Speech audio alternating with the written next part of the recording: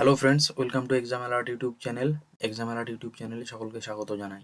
তো ফ্রেন্ডস, আজকে অত্যন্ত গুরুত্বপূর্ণ কয়েকটা বিষয় নিয়ে আলোচনা করব। চলো দেখে নিই কী কী সেই বিষয়গুলো। আজকে প্রথমে আলোচনা করব যে টেবিল সংখ্যা কতগুলো বেড়েছে। অনেক জায়গায় অনেক রকম কথা শোনা যাচ্ছে যে টেবিল সংখ্যা বেড়েছে, অনেকে বলছে যে টেবিল সংখ্যা 30 পার হয়ে গিয়েছে। তো সেই সমস্ত নিয়ে বিস্তারিত আলোচনা করব। তারপর আলোচনা করব ডকুমেন্ট ভেরিফিকেশনে কয়েকটা সমস্যা দেখা দিয়েছে ইদানিং। সেই সমস্যাগুলোর জন্য কিন্তু কারো কারো ক্যান্ডিডেচার বাতিলও হওয়ার সম্ভাবনা থাকছে, এবং সেটা নিয়ে বিস্তারিত আলোচনা করব। জিনিসটা হচ্ছে ক্রুশিয়াল ডেটের আগের কিন্তু ডকুমেন্টস সব লাগছে, ক্রুশিয়াল ডেটের পরে কিন্তু ওনারা ডকুমেন্টস দেখছেন না। তো সেটা নিয়েও বিস্তারিত আলোচনা করব। তারপরে আলোচনা করব যে বাকি যে জেলাগুলো, সেগুলোর ইন্টারভিউ কবে হতে পারে, অ্যাকচুয়ালি পসিবিলিটিটা কবে, কারণ এটা শেষ হতে হতে তো মে এন্ড, তারপরে সেটার সম্ভাবনা কতটা।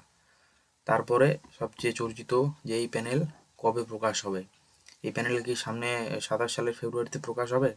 তো সমস্ত বিষয় নিয়ে আলোচনা করব। তো তোমরা প্রথম থেকে শেষ অবধি দেখো এবং লাইক, শেয়ার এবং সাবস্ক্রাইব করে দিও চ্যানেলটা। নতুন যারা যারা সকলে সাবস্ক্রাইব করে দিও। প্রাইমারি, আপার প্রাইমারি সমস্ত রিলেটেড নিউজ, খবর এবং পড়াশোনার ম্যাটেরিয়ালস সব পেয়ে যাবেন ফ্রিতে। তো চলো শুরু করি। দেখো, প্রথম কথা হচ্ছে যে টেবিল সংখ্যা কত বেড়েছে। টেবিল সংখ্যা কত বেড়েছে সেটা সব জায়গায় অনেক জায়গায় অনেক রকম দেখা যাচ্ছে, কিন্তু যেটা মেন বিষয়বস্তু হচ্ছে টেবিল সংখ্যা আমার কাছে যতটা আপডেট, আমি একটা পেয়েছি টেবিল নাম্বার 17 এবং একটা পেয়েছি টেবিল নাম্বার 23। আমি লাস্ট যতটা পেয়েছি টেবিল নাম্বার 23 অবধি আমার কাছে খবর আছে। এবার 23 তো হবে না, হলে 25 হবে বা 30 হবে, তাই তো। 23 তো একটা এমন নাম্বার যে 23 তো হওয়া পসিবিলিটি কম। এবার সেক্ষেত্রে 17 যেহেতু 23 অবধি দেখা গিয়েছে, তো আমরা সেটা ধরে নিতে পারি যে টেবিল নাম্বার মিনিমাম 25 অবধি হয়েছে। বোঝা গেল। এবার টেবিল সংখ্যাটা বাড়িয়ে এখন কতটা লাভ হলো বা কতটা কি হলো সেটা কিন্তু বোঝা যাচ্ছে না। কারণ এটা যদি টেবিল এই সংখ্যাটাই যদি একটু আগে বাড়াতো, মানে যখন আমাদের ফার্স্ট ফেজ ইন্টারভিউটা হচ্ছিল তখনই যদি বাড়িয়ে ফেলতো ইনফ্রাস্ট্রাকচারটা, তাহলে কিন্তু ইন্টারভিউটা খুব দ্রুত গতির সঙ্গে হতে পারতো। এবার বোর্ডের চিন্তাভাবনা কী আছে, বোর্ড কতটা কীভাবে কী চাইছে সেটা কিন্তু বোঝা মুশকিল হয়ে যাচ্ছে দিন দিন। বোঝা গেল। প্রথম অবস্থায় খবর ছিল যে ভোটের আগে আমাদের নিয়োগটা হয়ে যাবে, কিন্তু পরবর্তীতে আমরা যেটা বুঝতে পারছি যে নিয়োগটা কবে এখন শেষ হবে সেটা কিন্তু একটা ধোঁয়াশার মধ্যে রয়েছে। তারপর দেখো, ডকুমেন্ট ভেরিফিকেশানে কী কী সমস্যা হচ্ছে। ডকুমেন্ট ভেরিফিকেশানে যেটা মেন সমস্যা সেটা হচ্ছে যে সমস্ত ডকুমেন্ট কিন্তু ওরা ক্রুশিয়াল ডেটের আগে দেখছে।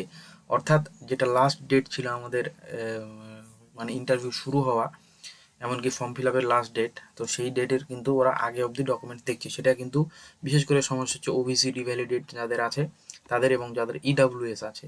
এসটি এসসিদের খুব একটা সমস্যা হচ্ছে না, কিন্তু বাকি যেগুলো দুটো আছে ওবিসি এবং ইডাব্লিউএস, তাদের কিন্তু একটু সমস্যা দেখা দিচ্ছে। এমনকি তাদেরকে বলা হচ্ছে যে তোমরা, মানে যাদের নেই তাদের বলা হচ্ছে যে তোমরা 10 দিনের ভিতরে নতুন ডকুমেন্টটা কিন্তু সাবমিট করবে। তাদের একটা ডেট দিয়ে দেওয়া হচ্ছে, যাদের কাছে ডকুমেন্টস রেডি নেই তাদের বলা হচ্ছে যে তোমরা আগামী 10 দিনের ভিতর ডকুমেন্টসটা এনে সাবমিট করে যাবে, এই বলে তাদেরকে কিন্তু পার করে দেওয়া হচ্ছে। তো ক্রুশিয়াল ডেটের আগে দেখে নেবে তোমরা তোমাদের ডকুমেন্টসটা কবেকার, সেটা কি ক্রুশিয়াল ডেটের আগে পড়ছে নাকি পরে পড়ছে সেটা একটু দেখে নেবে, তাহলে সুবিধা হবে। বোঝা গেল। এবার হচ্ছে বাকি জেলাগুলো কবে। দেখো, বাকি জেলাগুলো কবে সেটা কিন্তু এই মুহূর্তে দাঁড়িয়ে বলাটা খুব একটা সম্ভবকর মনে হচ্ছে না, কিন্তু এখন আমরা যতটা সম্ভব অনুমানই করতে পারি। এবং সেই অনুমান বলছে যে মে অবধি যদি হয়, তার মাঝে যদি ভোট পড়ে যায় এই ডেটে, তাহলে কিন্তু ইন্টারভিউ আবার পেছানোটা সম্ভাবনা আছে।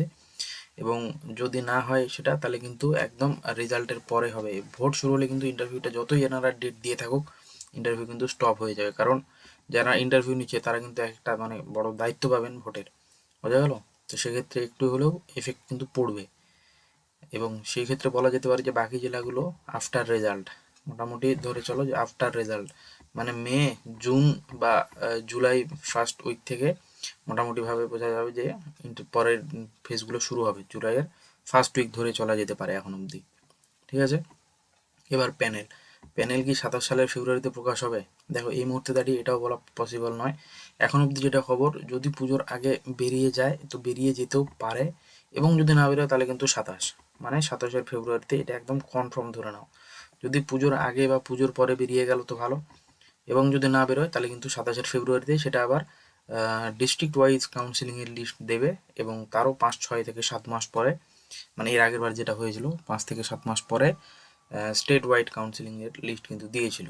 তো যারা ডিস্ট্রিক্ট ওয়াইজ কাউন্সিলিং পেয়েছিল তারা কিন্তু 5 মাস আগে জয়েন করেছিল, 5 মাসের এক্সট্রা স্যালারি তারা কিন্তু পেয়েছিল। বোঝা গেল।